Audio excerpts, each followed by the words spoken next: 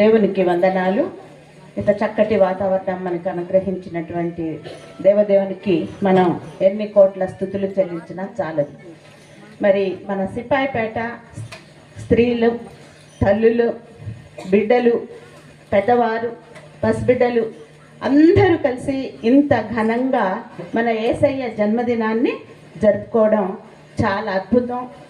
దేవుడు మనకిచ్చిన ఆధిక్యత అని నేను నమ్ముతున్నాను. మరి ఇప్పుడు చక్కగా మనకు ఖండత వాక్యం చెప్పారు కదా. బైబిల్ చూడకుండా లూకాసు వార్త 2వ అధ్యాయము 1 వచనం నుండి 14 వచనాలు. అక్కడ దేవదూత చెప్తా ఉన్నాడు ఏమంటే, దావీదు పట్టణమందు నేడు రక్షకుడు మీ కొరకు పుట్టి ఉన్నాడు, దానికి మీకు ఇదే ఆనవాళ్ళు అని కొన్ని గుర్తులు చెప్పారు. దేవదూత గారు వచ్చి ఆ గొర్రెలు కాసుకుంటున్నటువంటి వాళ్లకు కొన్ని గుర్తులు. ఏంటి అసలు ఈ బాలుడులో ఉన్నటువంటి ప్రత్యేకత? భలే ఆశ్చర్యం కదండి. బర్త్డేస్ చాలా జరుగుతూ ఉంటాయి.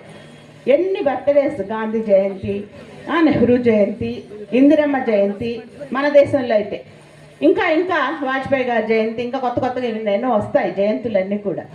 కానీ ప్రపంచం అంతటా ఎక్కడ అంటే ఎక్కడ ఈ దేశం ఆ దేశం అని లేదు, ప్రపంచం నలుమూలల జరుపుకునేటువంటి ఒక అద్భుతమైన ఒక పసి బాలుడి యొక్క పుట్టినరోజుకి ఇంత ఘనత. ఆశ్చర్యం వేస్తుంది కదా. ఒకళ్ళ ఇంట్లో పుట్టినరోజు జరుపుకోవచ్చు, ఒక ఊర్లో జరుపుకోవచ్చు, పోనీ ఒక దేశంలో జరుపుకోవచ్చు. కానీ ఒక దేశం కాదు, ఒక రాష్ట్రం కాదు, ఒక ఇల్లు కాదు, వాడల ఊర ప్రపంచం అంతటా జన్మించినటువంటి 2024 సంవత్సరాల క్రితం జన్మించిన ఆ బాలయేసుని యొక్క జన్మదినాన్ని ఇంత ఘనంగా జరుపుకోవడం అనేది అద్భుతం, ఆశ్చర్యం. మరి నిజంగా అంత ఆశ్చర్యకరుడైనటువంటి యేసయ్య యొక్క జన్మ రహస్యం మనం అందరం కూడా నిజంగా తెలుసుకోవాలి. ఆ జన్మ రహస్యం ఏంటంటే, ఆయన కేవలం నా కోసం ఈ భూమి మీద ఒక మనిషిగా జన్మించాడు. ఆయన ఒక మానవుడు కాదు. చాలా మందికి తెలియదండి. ఏమనుకుంటారంటే యేసయ్య అంటే మనలాగా మానవుడు కదా, మనిషే కదా. ఆయన 33.5 సంవత్సరాలే కదా ఆయన జీవించింది.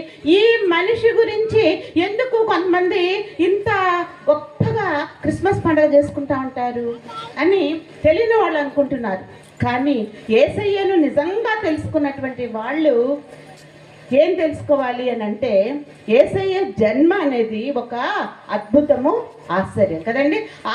మహా ఆకాశములు పట్టచాలన్నటువంటి దేవుడు ఏమంటాడండి ఈ బైబిల్ గ్రంథంలో యేసయ్యను గురించి రాయబడినటువంటి మాటలు, యెహోవా తండ్రిని గురించి రాయబడిన మాటలు మనం గుర్తు చేసుకుంటే దేవుడు అంటాడు కదా, ఆకాశము నా సింహాసనం, భూమి నా పాద పీఠం. అమ్మో, ఆకాశం అంటే ఆయన సింహాసనం, అంటే ఆయన కూర్చునేది అనమాట, కుర్చీ. భూమి ఆయన కాలు పెట్టుకున్నటువంటి పీఠ అంట. మరి ఆయన యొక్క రూపాన్ని మనం ఊహించగలమా అండి? కదా. ఆయన మన కళ్ళకు కానీ, మన ఊహలకు కానీ, మన ఆత్మకు కానీ మానవ నేత్రాలతో చూస్తే అర్థమే కాడాయన.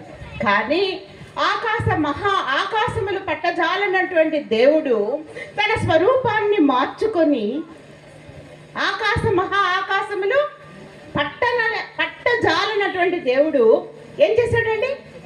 మన కోసం, మీకోసం, నా కోసం, మనందరి కోసం తన రూపాన్ని మార్చుకొని ఒక పసి బాలుడిగా, ఒక కన్య మరియ గర్భములో పసి బాలుడిగా ఉద్భవించాడే, పుట్టాడే మీకోసం, నా కోసం. ఇది ఆశ్చర్యం అంటే కదా. ఆశ్చర్యం అంటారా కాదంటారా? ఆశ్చర్యాలలోకెల్లా ఆశ్చర్యం. ఒక ఆయన అంట, ఒక పెద్ద సైంటిస్ట్ ఉన్నాడంట, వ్యామోగామి అంటాం, అంటే స్పేస్లోకి వెళ్తే చంద్రమండలంలో కాలు మోపినటువంటి వ్యక్తి అనమాట. ఆయనంట నీల్ ఆర్మ్స్ట్రాంగ్. ఆయనంట ఆ చంద్రమండలంలో కాలు మోపి అక్కడ తన పాదముద్ర వేసి ఆ చంద్రమండలంలో కాలు మోపినప్పుడు ఆయన చేసిన మొట్టమొదటి పని ఏంటంటే, కిందకు వంగి నేల మీద తన శిరస్సును వంచి దేవదేవునికి ప్రార్థన చేశాడంట. అయ్యా, నీ సృష్టిలో అమోఘమైనటువంటి ఒక గ్రహానికి నన్ను తీసుకుని వచ్చావయ్యా, ఎంత అద్భుతమైనా అని ఆయన దేవునికి వందనాలు చెల్లించి భూమండలానికి వచ్చిన తర్వాత ఒక రోజంట ఆయన హోటల్లో కూర్చొని టిఫిన్ చేస్తూ ఉన్నాడు.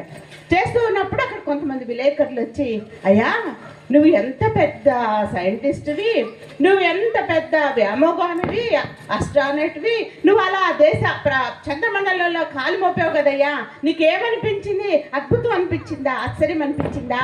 ఏమనిపించిందయ్యా నీకు? ఆ చంద్రుడి మీద కాలు మోపినప్పుడు, ఆ చంద్రుడిని చూసినప్పుడు నీకేమనిపించింది? నీకు భలే ఆశ్చర్యం అనిపించింది కదా అని